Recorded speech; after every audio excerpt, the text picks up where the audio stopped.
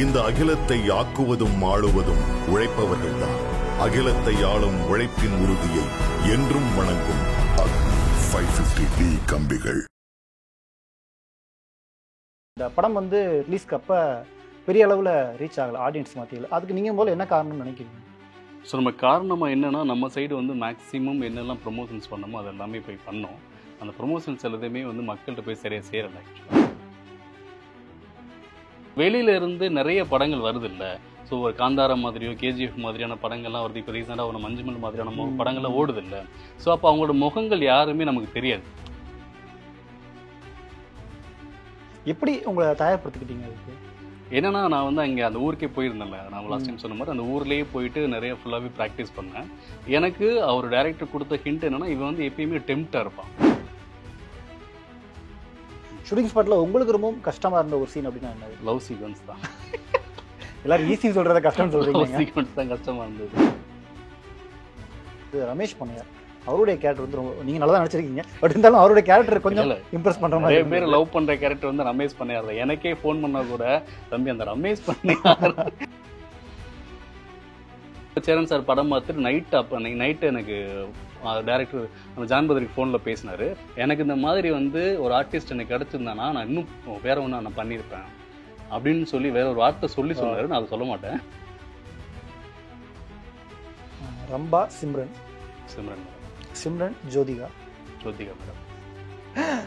ஏன்னா ஜோதிகா மேடமோட நான் மிகப்பெரிய ஃபேன். பர்சனலாக சின்ன வயசுல நான் ரொம்ப ரசித்த ஒரு ஆள் ஜோதிகா மேடம். குஷியிலாம் நான் ரொம்ப குஷியாக பார்த்துருக்கேன். ஒன் இண்டியா தமிழ் ஃபிலிம் நேயர்கள் அனைவருக்கும் வணக்கம். நான் உங்கள் ரஞ்சித் கண்ணன். இந்த நேர்காணலில் நம்ம கூட இருக்க ஒரு யார் அப்படின்னு பார்த்தீங்க அப்படின்னா, பிப்ரவரி மாதம் பைரி அப்படின்னு ஒரு படம் வந்தது. படம் முடிச்சிட முடியாது, ஒரு நல்ல படம் வந்தது. பட் சில பல காரணங்களால் அந்த திரைப்படத்துக்கு போதிய அளவு தியேட்டர் கிடைக்கல. கொஞ்சம் கொஞ்சமாக அந்த படத்தை தியேட்டர்லேருந்து தூக்குற ஒரு நிலைமை வந்தது. இப்போ அந்த திரைப்படம் அமேசான் பிரைம் ஓடிடியில் ரிலீஸ் ஆயிருக்கு. பட் நம்ம மக்கள் தியேட்டரில் மிஸ் பண்ண படங்களை ஓடிடியில் கொண்டாடுவாங்க இல்லையா, அதே மாதிரி இப்போவும் திரும்ப அந்த படத்தை கொண்டாடிட்டு இருக்காங்க. அந்த பொருள் பேசுபொருளாக மாதிரி இருக்குது. அந்த படத்தில் கதையின் நாயகனா ராஜலிங்கமாக வாழ்ந்த சையது மஜித் நம்மளோட இருக்காரு. ஸோ அவர்கிட்ட அந்த படம் பற்றி நிறைய விஷயங்கள் எடுத்து வச்சுக்கலாம். வணக்கம் பிரதர். வணக்கம், எப்படி இருக்கீங்க? நல்லா இருக்கேன், நீங்கள் எப்படி இருக்கீங்க? ஸோ நல்லா இருக்கேன். ரெண்டாவது டைம் என்ன? Second time. ஃபர்ஸ்ட்டு அப்போ படத்துக்கு முன்னாடி உங்களை பேசுறது, படம் பார்த்துட்டு இப்போ தான் பேசுகிற வாய்ப்பு கிடைச்சிருக்கு. ஃபர்ஸ்ட் ஆஃப் ஆல் ஒரு வாழ்த்துக்கள் உங்களுக்கு. ஏன்னா படம் பார்க்கும்போது உங்களோட டீமுடைய ஹார்ட் ஒர்க் நம்ம உணர முடியுது. ஏன்னா படம் பார்க்கறதுக்கு முன்னாடி சொல்லிட்டு இருந்தீங்க நீங்கள் படம் கண்டிப்பாக ஹிட் ஆகும் அப்படின்ட்டு. பட் அந்த அளவுக்கு நம்பிக்கை இல்லாமல் தான் படத்தை போய் உட்காந்துனாங்க. பட் ஒரு சாட்டிஸ்ஃபைட் பண்ணுச்சு, யாரா அந்த பசங்க இப்படி ஒரு சம்பவம் பண்ணியிருக்காங்களே அப்படின்ற மாதிரி. ஸோ ஃபஸ்ட்டு சொல்லிடலாம், இந்த படம் ரிலீஸ்க்கு அப்போ பெரிய அளவில் ரீச் ஆகலை ஆடியன்ஸ் மத்தியில். அதுக்கு நீங்கள் போல என்ன காரணம்னு நினைக்கிறீங்க? ஸோ நம்ம காரணமாக என்னென்னா, நம்ம சைடு மேக்ஸிமம் என்னெல்லாம் ப்ரொமோஷன்ஸ் பண்ணோமோ அது எல்லாமே போய் பண்ணோம். அந்த ப்ரொமோஷன்ஸ் எல்லாத்தையுமே மக்கள்கிட்ட போய் சரியாக சேரலை. ஆக்சுவலாக எல்லாருமே நியூவாக இருந்தோம் இல்லையா. ஸோ எல்லாருமே புதுசாக இருந்ததுனால ஸோ அது நோட்டபுளாக மாறவே இல்லை. மேபி நான் இருந்த இடத்துல இன்னும் ஏதாவது எஸ்டாப்ளிஷ்ட் ஆர்டிஸ்ட் இருந்து இப்போ நாங்கள் பண்ண ப்ரொமோஷன்ஸ் பண்ணியிருந்தோம்னா அது இப்போ இந்த மாதிரி ஒரு படமாக இருந்திருந்ததுன்னா இன்னொரு நோட்டபுளாக மாறி இருக்கும். ஆனால் அது நோட்டபுளாக மாறலை அப்படிங்கிறது மட்டும்தான் இருந்தது. ஆனால் இதுக்கு அது உள்ள யாரெல்லாம் வந்தாங்களோ, படம் பார்க்குறதுக்கு நம்ம பண்ண ப்ரொமோஷன்ஸ் பார்த்துட்டு இன்டர்வியூஸ் பார்த்துட்டு யாரெல்லாம் உள்ளே வந்தாங்களோ அவங்க யாரையுமே அன்சாட்டிஸ்ஃபைட் பண்ணலை. ஸோ அவ்வளோ திருப்தியாக அவ்வளோ எங்கேஜிங் எப்போ பார்ட் வரும்ட்டு இன்ஸ்டாகிராமில் ட்விட்டர்லாம் அவ்வளோ மெசேஜ் வந்துட்டுருக்கு. ஸோ அதே நானும் கேட்டேன், பார்ட் எப்போ வரும்? சீக்கிரம். ஆமாம். ஸோ இப்போ ரீசனாக அமேசான் ப்ரைமில் ரிலீஸ் ஆனதுக்கப்புறம் அவ்வளோ எனர்ஜியாக எல்லாருமே ஸ்டேட்டஸ் போடுறாங்க, நிறைய ரைட்டப் பண்ணுறாங்க. ஸோ அவ்வளோ பேர் ஃபோன்ஸ் பண்ணுறாங்க, அவ்வளோ பேர் மெசேஜஸ் எல்லாமே இன்ஸ்டாகிராம்லலாம் அவ்வளோ மெசேஜ் அவ்வளோ எனர்ஜியாக பண்ணுறாங்க. ஸோ அதெல்லாம் பார்க்கும்போது ஏதோ ஒரு விதத்தில் நம்ம படம் நம்ம அவ்வளோ உழைப்பு கொடுத்துருந்தோம் இல்லையா, ஏதோ ஒரு இடத்துல நம்ம படம் போய் சேரும் அப்படிங்கிற நம்பிக்கையை கொடுத்துருக்கு.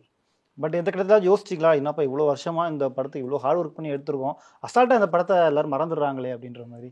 ஆனால் நிறைய பேரோட மெசேஜ் என்னவா இருக்குன்னா, நான் எதுவும் தேட்டரில் மிஸ் பண்ணிட்டோம்.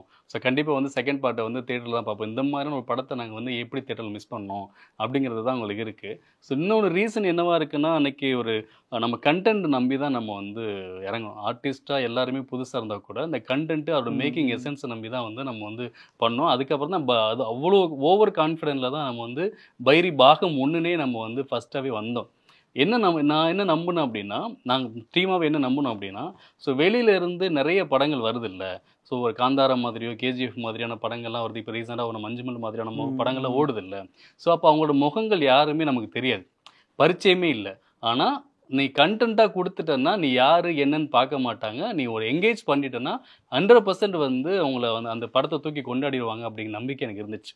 நீ ஆர்டிஸ்ட்டாக நான் வந்து பெர்ஃபார்ம் பண்ணிட்டேன், அவங்கள வந்து அவங்களுக்குள்ளே நான் கனெக்ட் ஆகிட்டேன் அப்படின்னா நம்மளை வந்து படமாகவே மொத்தமாகவே கொண்டாடிடுவாங்க அப்படின்னு ஆக்சுவலாக பார்த்த எல்லாருமே அதை அப்ரிசியேட் பண்ணுறாங்க.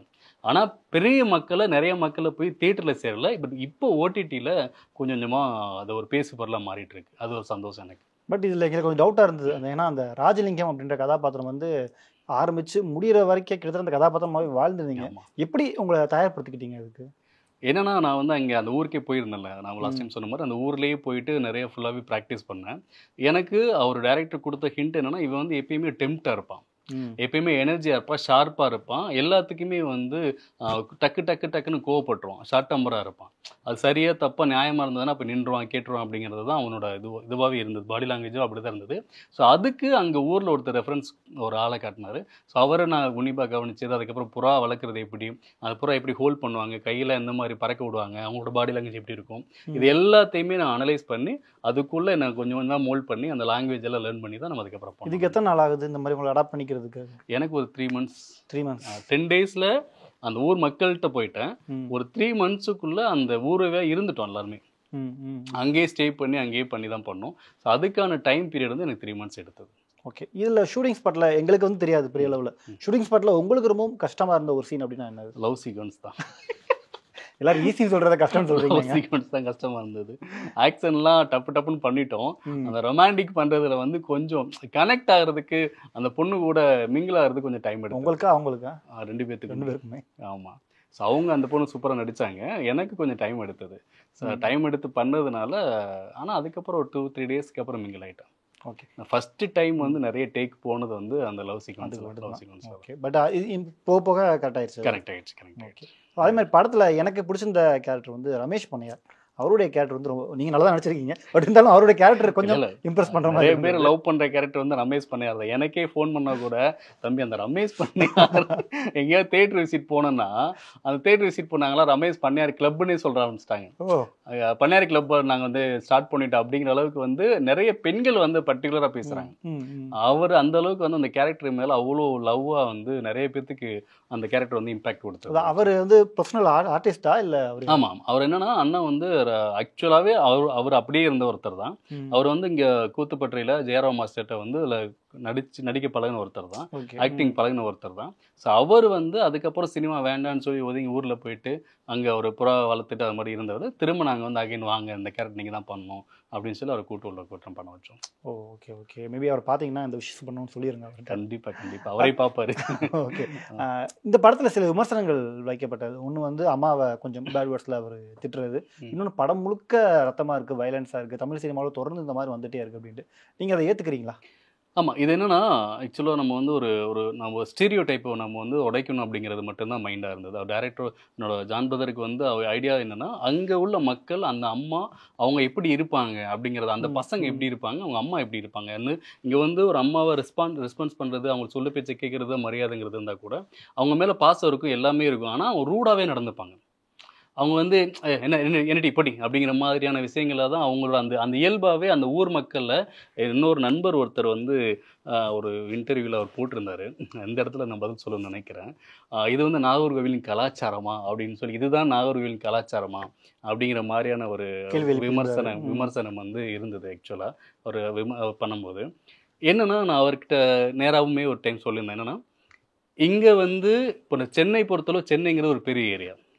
ஸோ அது வந்து இப்போ வட சென்னைங்கன்னு பிரிக்கப்படுது, மத்திய சென்னை, அது அதில் எல்லாமே தென் சென்னைன்னு பிரிக்கப்படுது இல்லையா. ஸோ அங்கே வட சென்னை எடுத்துகிட்டு அங்கே ஒரு யூனிக்கான ஒரு விஷயங்கள் இருக்கும். அது மொத்தத்தையும் நம்ம சென்னைன்னு சொல்ல முடியாது. பட் நம்ம கதையில் சொல்லியிருக்க விஷயம் நாகர்கோவிலில் இருக்கக்கூடிய அருகுவலை என்ற ஊரிலே அப்படின்னு சொல்லியிருக்கோம். ஓகே. ஆக்சுவலாக ஃபஸ்ட்டு எடுத்தோட நம்ம அதை தான் சொல்லியிருப்போம். அருகுவலை என்ற ஊர்தனிலே அப்படிங்கிறது தான் ஆரம்பிக்கும். அந்த ஊர் மக்களோட இயல்பாக தான் நம்ம காமிச்சிருக்கோம். ஸோ மொத்தமாக அது நாகர்கோவிலோட அந்த வட்டாரத்தை அந்த ஊரை பிரதிபலிக்கிறதான்னு கேட்டால் ஒவ்வொரு ஏரியாவுக்கும் ஒவ்வொன்று இருக்கும்ல. இது அங்கே நடந்த சம்பவமாக தான் நம்ம அதை வந்து பிரதிபலிக்கிறோம். ஸோ அதனால அங்கே உள்ள அம்மா அப்படி தான் இருக்காங்க, அங்கே உள்ள பையன் அப்படி தான் இருக்காங்க. நான் நேராக கண்ணுங்க அந்த 3 மாதம் பீரியடில் நிறைய பேரை பார்த்துருக்கேன். அந்த மாதிரி தான் கூப்பிட்டுருக்காங்க, அந்த மாதிரி இருக்காங்க நிறைய பேர். அந்த மாதிரி தான் இருக்காங்க. விளக்க மாற்ற எடுத்துட்டு வெளுத்துட்டு இருக்காங்களா, ஏகப்பட்ட பேர் இருக்காங்க. நான் தங்கியிருந்த ரூம் பக்கத்தில் சத்தம் கேட்டுக்கிட்டே இருக்கும் அவங்க பையனுக்கு அம்மாவுக்கும் நடுவில். காலைல எந்திரிச்ச உடனே எந்திரிக்கும் போதே அவங்க சவுண்டோட தான் இருக்கும். அந்த மாதிரிலாம் நிறைய இருக்காங்க. ஸோ அதை லைவாக இருந்தது தான் அது ஆக்சுவலாக. ஓகே. அதே மாதிரி செகண்டரி இந்த வயலன்ஸ் படம் முழுக்க இது பண்ணிட்டே இருக்காங்க. இன்னும் படத்தில் இவ்வளோ பிரச்சனை நடக்குது, போலீஸே வரமாட்டாங்களே, இப்போ போலீஸ் எங்கே தான் இருக்காங்க? ஆமாம், என்னன்னா இந்த போலீஸ் வருவாங்க, போலீஸ் கேஸ் அதை வந்து ஒரு டைமில் ஸ்டேஷனில் இருக்கிற மாதிரி நம்ம வச்சுருப்போம். அது ஒரு ஸ்டேஷனுக்குள்ளே போயிட்டு அது டெப்த்தாக நம்ம அது கொண்டு போகல. பட் ஸ்டேஷனில் இந்த சண்டேலாம் ஸ்டேஷன் போயிட்டு அங்கேருந்து அவர் எடுத்து ரமேஷ் அண்ணன் தான் அங்கேயுமே காப்பாற்றி விட்டார், நான் வந்து அப்படி சொல்லிட்டேன் மக்கள் அப்படிங்கிற மாதிரியான சீக்வன்ஸ் இருக்கும். இன்னொரு சீக்வன்ஸ்லாம் போலீஸே போய் பஞ்சாயத்து பேசுறதுக்கான சீக்வன்ஸ்லாம் இருக்கும். இதில் போலீஸ்லாம் காட்டியிருக்கோம். பட் அது கதை வந்து அதுக்குள்ளே இல்லாததுனால அதுக்குள்ளே அவ்வளோ டெப்த்தாக நம்ம அது போல் நம்ம அவ்வளோதான். ஓகே. இது இன்னொன்று என்ன வன்முறையாருன்னு கேட்டிங்க இல்லையா, இந்த வந்து பர்டிகுலராக வந்து கதையோட சேர்ந்து இருக்குமே தவிர இது வன்முறையே வேண்டாம், நீ அவசரப்படாத. அந்த ரமேஷான கேரக்டர் எல்லாமே சொல்றது என்னன்னா, நீ ஆர்வக்கோளாறுல பண்றது எல்லாமே உனக்கு பிரச்சனையா தான் முடியும். நீ வந்து எவ்வளோக்கு எவ்வளோ ஈகரா, நீ எவ்வளோ கோவப்படுறியோ அது எல்லாமே உன் லைஃபை பாதிக்குங்கிறது தான் சொல்லிக்கிட்டே இருப்பாரு. ஸோ கண்டென்ட்டாவே நீ வன்முறை வேணான்னு தான் நம்ம சொல்லிட்டே இருக்கும்போது வன்முறை இருக்கணும் அப்படின்னு நம்ம சொல்ல வரல. வன்முறை வேணாங்கிறத வன்முறை வச்சு சொல்ல வேண்டியது. ஓகே. வேண்டியது. இந்த படம் வந்து ஆக்சுவலாக நல்ல படம் தான். எல்லாருமே படம் ரிலீஸ் பிறகு ப்ரெஷ் ஷோ பார்த்த பிறகு எல்லாருமே நல்ல ரிவ்யூஸ் தான் கொடுத்துட்டு இருந்தாங்க. பட் ஆனால் படம் வந்து தியேட்டர்களில் அவ்வளோவா போகலை. அதுக்கு மிக முக்கிய காரணமாக சொல்லப்பட்டது, இந்த படத்தை விட மலையாள படங்கள் நல்லா ஓடிட்டுருக்கு. ஸோ வந்து வசூல் ரீதியாக பார்க்கும்போது அந்த படங்கள் தான் தேட்டர் நாங்கள் கொடுக்க முடியும் அப்படின்ட்டு தேட்டர் ஓனர்களே வெளிப்படையாக சொல்ல ஆரம்பிச்சாங்க. இதை நீங்கள் ஏற்றுக்கிறீங்களா? இல்லை, நிறைய தேட்டர்ஸ் ஓனர்ஸ் வந்து நமக்கு சப்போர்ட் பண்ணாங்க. ஸோ என்னன்னா இந்த வந்து நல்ல படமாக இருக்குது அப்படிங்கிறதுலாம் நம்ம ரிலீஸ் பண்ண தேட்டர்ஸ் எல்லாமே நிறைய சப்போர்ட் பண்ணாங்க. நிறைய தேட்டர்ஸ் வந்து திருநெல்வேலி சைடெலாம் 2-3 தேட்டர்லாம் விரும்பி வாங்கிலாம் போட்டாங்க. ஆனால் என்னென்னா இங்கே ஒரு அலை மாதிரி ஏற்பட்டுச்சு. மஞ்சுமல் பாய்ஸுங்கிறது ஒரு பெரிய பேரலை மாதிரியான ஒரு தாக்கத்தை வந்து தமிழ்நாட்டில் ஏற்படுத்திட்டதுனால, ஸோ நம்ம படத்துக்கான டாக் வரும்போதே அது அதை விட அதோட டாக் பெருசாக இருக்கும்போது மக்கள் மத்தியில் அது போய் பெருசாக சேரும்போது ஸோ நம்ம வந்து அதுக்குள்ளே வந்து கம்மியாக தெரிகிற மாதிரி ஃபீல் ஆயிடுச்சு. நீங்கள் மஞ்சுமல் பாய்ஸ் பார்த்தீங்களா? நான் பார்த்தேன். பார்க்கும்போது உங்களுக்கு கம்பேர் பண்ணி பார்த்தீங்களா, இதை விட நம்ம படம் நல்லா தான் இருக்குமே அப்படின்ற மாதிரி இருக்கும்? நான் அப்படி பார்க்கல. அது ஒரு கண்டென்ட்டாக அந்த படமாகவும் நல்ல படமாக தான் இருந்தது. ஸோ என் படமும் நல்ல படம் தான். ஸோ நான் அந்த படம் கம்மியாக இருக்குது, என் படம் சூப்பராக இருக்குது அப்படிங்கிறத நான் பேச வரல. அந்த படம் நல்ல படம். ஸோ அது வந்து மக்கள் மத்தியில் பெருசாக பேர் அலையை உருவாக்கிருச்சு. எனக்கு டாக் வர்றதுக்கு முன்னாடி இப்போ அமேசானில் இப்போ வரும்போது இப்போ பேசுகிறாங்க, நான் வந்து ஏன் நம்ம வந்து தேட்டரில் பார்க்காம விட்டுட்டோம் இப்போ பேசுகிறாங்க, நிறைய பேர் பேசுகிறாங்க. மேபி அந்த டைம் நாங்கள் எதிர்பார்க்கல. ஒரு கேரளாவிலேருந்து ஒரு படம் வந்து இவ்வளோ பெரிய தாக்கத்தை ஏற்படுத்தும். நம்ம ரிலீஸ் எல்லாமே இங்கே உள்ள தமிழ்நாட்டில் உள்ள படங்கள் அந்த டேட்டை தான் நம்ம ஃபாலோ பண்ணி பண்ணோம். ஸோ அங்கேருந்து வந்து இந்த படம் இவ்வளோ பெரிய பேர் அலையை ஏற்படுத்தும், பெரிய சக்ஸஸ் ஆகுங்கிறது நம்ம வந்து அன்எக்ஸ்பெக்டடாக இருந்தது. ஸோ இண்டஸ்ட்ரிக்கே புதுசாக இருந்தது அது எல்லாமே. ஸோ அதில் நாங்களும் சிக்கிக்கிட்டோம். குறிப்பாக ஒருத்தர் படம் பார்த்துட்டு உங்களை கூப்பிட்டு பாராட்டினாரு, சிவகார்த்திகேயன் அவர்கள். எங்கே பார்த்தாரு, என்ன சொன்னார், அவரோட வார்த்தைகள் என்னவா இருந்தது? எனக்கு வந்து அஸ்வின் பிரதர் வந்து எனக்கு ஃப்ரெண்டு.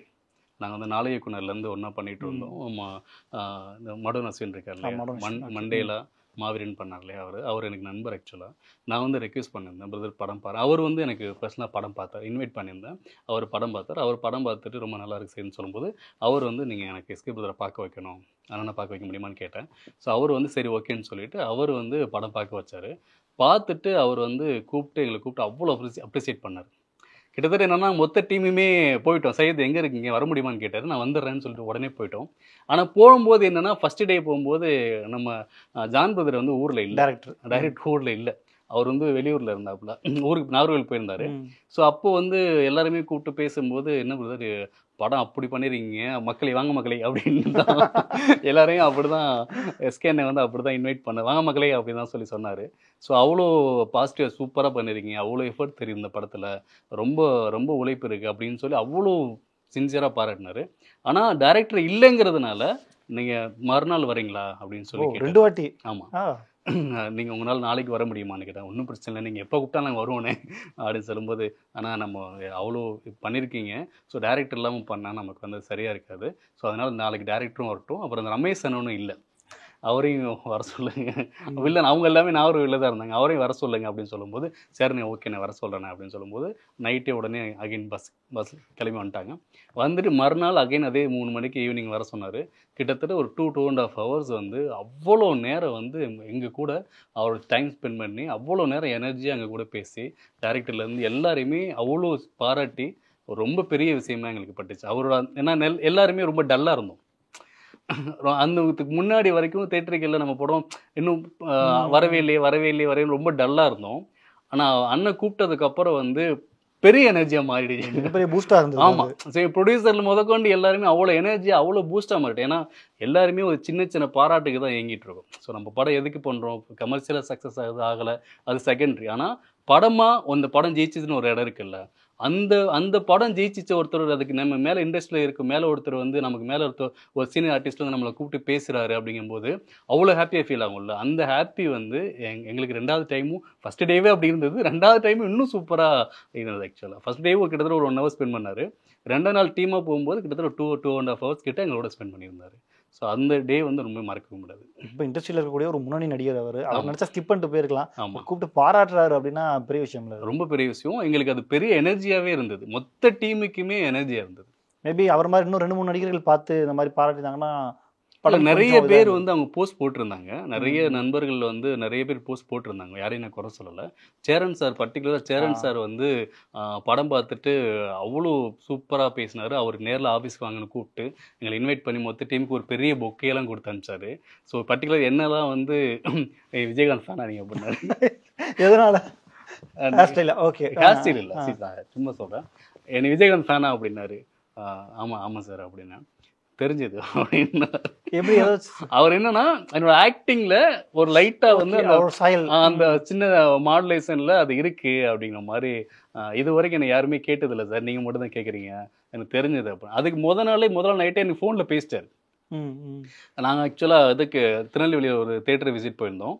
அப்போ சேரன் சார் படம் பார்த்துட்டு அப்போ நைட்டு எனக்கு டேரக்டர் நம்ம ஜான்பதரிக்கு ஃபோனில் பேசினார். பெயினில் அடி சூப்பராக பண்ணியிருக்கீங்க, இன்னும் எவ்வளோ உழைப்பு கொடுத்துருக்கீங்க அப்படின்னு சொல்லி பேசிட்டு, இந்த ஹீரோ யார் அப்படின்னு கேட்டார். ஹீரோ இந்த இருக்க பக்கத்தில் தான் இருக்க, லவுட் ஸ்பீக்கரை போடு அப்படின்னு. லவுட் ஸ்பீக்கரை போட்டு டீமாக நிற்கும், எல்லா டீமாக நின்றுட்டுருக்கோம். நீ யார், நீ வந்து டைரக்டர் சொல்லி கொடுக்கறத தாண்டி நீ ஒன்று பண்ணியிருக்க. உன்னோட நீ பண்ணதுக்கு வந்து உன்னோட உடம்பு வந்து உன்னோட பாடி வந்து உனக்கு ஒத்துழைப்பு கொடுக்குது. நீ என்ன பண்ணாலும் அதுக்குள்ளே அடாப்ட் ஆகுது உன்னோட பாடி. எனக்கு இந்த மாதிரி வந்து ஒரு ஆர்டிஸ்ட் எனக்கு கிடச்சிருந்தானா நான் இன்னும் வேற ஒன்றா நான் பண்ணியிருப்பேன் அப்படின்னு சொல்லி வேற ஒரு வார்த்தை சொன்னார். நான் அதை சொல்ல மாட்டேன். ஆனால் அந்த மாதிரி ஒரு வார்த்தையை சொல்லி அவர் மென்ஷன் பண்ணார். அது வந்து அவர் கிட்டத்தட்ட லெஜெண்டரி டைரக்டர். அவர் ஒரு நேஷனல் அவார்டு, அவ்வளோ நேஷனல் அவார்டு, அவரோட படங்கள்லாம் நான் ரொம்ப ரசித்த படங்கள் ஏகப்பட்ட. பொக்கிஷத்துலேருந்து, ஆட்டோகிராஃப்லேருந்து அவ்வளோ ரசிச்சிருக்கேன். வெற்றி கொடி வீட்டிலேருந்து அவ்வளோ ரசிச்சிருக்கோம். அவர்கிட்ட இருந்து ஒரு பெரிய டைரக்டர் ஜாம்பவான்ட்டு இந்த மாதிரி வார்த்தை வந்ததுங்கிறது அன்னைக்கு ஃபுல்லாக தூங்கவே இல்லை. நைட் ட்ராவலில் அப்படியே பறந்துட்டு இருக்கேன் பரவசத்தில். மறுநாள் 1 மணி எப்படா ஆகுங்கிற மாதிரி இருந்துச்சு. சுற்றி முற்றி 1 மணிக்கு நேராக போய் நின்றுட்டு சூப்பராக. அப்புறம் இன்னொன்று பர்டிகுலராக வெளியிலலாம் வந்ததுக்கப்புறம் அம்மா கேட்டேன்னு சொல்லு அப்படின்னாரு. அம்மா கேட்டேன்னு சொல்லுன்னா, அம்மா தெரியுமா சார், அதான் வீடியோ பார்த்தனே அப்படின்னாரு. என்னன்னா அவங்க வந்து ஒரு பார்த்தது இல்லாமல், நம்மளை வர வச்சது இல்லாமல், நம்ம என்ன ஏது அந்த பசங்க நம்மளை பற்றி டீட்டெயில் வந்து அவங்க தெரிஞ்சுக்கிறாங்க. சும்மா சாதாரணமாக அவங்க பேச மாட்டேங்கிறாங்க. ஸோ அப்போ அம்மா கேட்டேன்னு சொல்லும்போது நான் அம்மா கூட ரோஹிணி தேட்டரில் நின்று பேசின ஒரு வீடியோ வந்தது. அதை வந்து பார்த்துட்டு அதை மென்ஷன் பண்ணியிருக்கும் போது ரொம்ப ஹாப்பியாக ஃபீல் ஆச்சு. பரவாயில்ல, ரொம்ப கனெக்டிங்காக இருந்தது. அந்த டே வந்து ரொம்ப ரொம்ப பெர்ஃபெக்டாக இருந்தது அந்த டே எனக்கு. ஓகே, இப்போ சையது டக்குன்னு ராஜலிங்கமாக மாற முடியுமா? அவ்வளோ மாறிடலாமா? இப்போ ஏதாச்சும் ஒரு டைலாக் ஏதாச்சும் ஒன்று பேசலாமே. என்னது படத்தில் இருக்கிற லென்த்தி டைலாக் ஏதாவது உங்களோட போர்ஷன் ஏதாவது? லென்த்தி போர்ஷன் பேசணுமா? லென்த்தி கூட வேணாம், ஒரு கொஞ்சம் உங்களுக்கு ஃபேமஸ் ஆனது, உங்களுக்கு பிடிச்சது. எனக்கு ரொம்ப பிடிச்ச சீன் வந்து அந்த இதில் அந்த பந்தயத்தில் இருக்குல்ல, வில்லன் பந்தயத்தில் வந்து பண்ணுவோம்ல, அந்த வீட்டில் போய் பண்ணுவார்ல, ரெஃப்ரி வந்து டைம் வந்து மாற்றி எழுதுவார்ல, ரெஃப்ரி என்ன அமைதியாக இருக்கிறீரே, இப்போ 2:05 ஆச்சு, இந்த 2 நிமிஷம் தான் இருக்கு, புறாவை காமிக்க சொல்லும் அப்படின்னு சொல்லி இதை சொல்லுவோம். அதுக்கு வந்து அவங்க அதோட இன்னும் டைம் இருக்குல்ல, சாட்டில் எவ்வளோ டைம் இல்லை, பைத்தியக்கார கூத்து கட்டிடுவோய் அப்படின்னு சொல்லும்போது, பேனலில் மை தீர்ந்து போச்சுல, இந்த பணம் மை தீர்ந்து போச்சு, என்ன நைட்டு 2 மணிக்கு உண்மையாக கடை வச்சிருக்கா அப்படிங்கிற மாதிரி. சூப்பராக இருக்கும். டக்குன்னு அந்த லாங்குவேஜையும் அப்படி பிக்கப் பண்ணுறீங்களா, இன்னும் மறக்காம, நல்லா இருக்கு. உண்மையால கடை வச்சிருப்பா அப்படிங்கிற மாதிரி இருக்கும். ஸோ அதுக்கப்புறம் வந்து சும்மா போக மாட்டேன், ஏன் கள்ளப்பந்தி நடத்தணும் அப்படிங்கிற மாதிரியான அந்த சீக்வன்ஸாவே ரொம்ப எனக்கு பிடிச்ச சீக்வன்ஸ். அது நீங்கள் உங்களுக்கு தான் இருக்காரு இல்லை, ஒரு ஆக்டருங்கிறப்ப எப்போனாலும் எதனாலும் வந்துடும்ல, அதுதான் அது. ஸோ நல்லா இருக்கு ஆக்சுவலி. ஆமாம், படம் வந்து இப்போ ஓடிடிக்கு வந்துருச்சு. பட் இந்த படம் வந்து இவ்வளோ ஒரு நல்ல எக்ஸ்பீரியன்ஸ் உங்களுக்கு கிடைச்சிருக்கும். இந்த படத்துல இருந்து டேக் அவே நீங்கள் எடுத்துக்கிட்ட விஷயமா என்ன சொல்லுவீங்க? ஸோ இந்த படத்தில் டேக் அவேனா நீ சரியாக ஒரு வேலையை பண்ணிட்டேன்னா அது எப்போ இருந்தாலும் என்னைக்கு இருந்தாலும் உனக்கான அப்ரிசியேஷன் வந்து தேடி வரும். ஸோ அது நீ வந்து இன்னைக்கு எனக்கு ஒன்று கிடைக்கலன்னு சொல்லி வருத்தப்பட்டு உட்கார்றதுங்கிறதெல்லாம் ஒன்றும் இல்லை.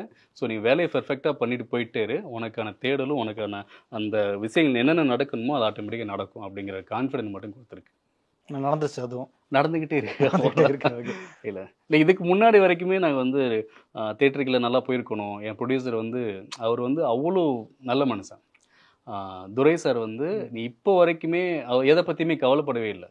சரி ஓகே, இப்போ ஒரு ஃபஸ்ட்டு படத்தில் எனக்கு என் படம் வந்து இவ்வளோ நல்ல படமாக இருக்குல்ல அப்படிங்கிறதுல வந்து அவ்வளோ நான் அவர் வந்து புரிஞ்சுக்கிறேன், எல்லாத்தையுமே புரிஞ்சுக்கிறேன். இந்த பசங்க வந்து உண்மையாக இருக்கானுங்க, இந்த பசங்க உண்மையாக ஓட்டுறானுங்க, ஏதோ பண்ணுன்னு நினைக்கிறானுங்க. ஆனால் ஏதோ ஒரு இடத்துல வந்து அது திரும்ப வரலை. சரி பரவாயில்ல, ஒன்றும் பிரச்சனை. ஒரு நல்ல பேரை நமக்கு ஏற்படுத்தி கொடுத்துருச்சு. ஸோ இதுக்கப்புறம் ஏதோ வரும், ஏதோ ஒன்று பண்ணுவானுங்க அப்படிங்கிற நம்பிக்கை வந்து அவருக்கு இன்னுமே இருந்துகிட்டே இருக்குது. ஸோ அதை நாங்கள் ஏதோ ஒன்று பண்ணிடணுங்கிறது மட்டும்தான் இன்னும் ஓடிக்கிட்டே இருக்கும். ஆமாம், சூப்பர் சூப்பர்.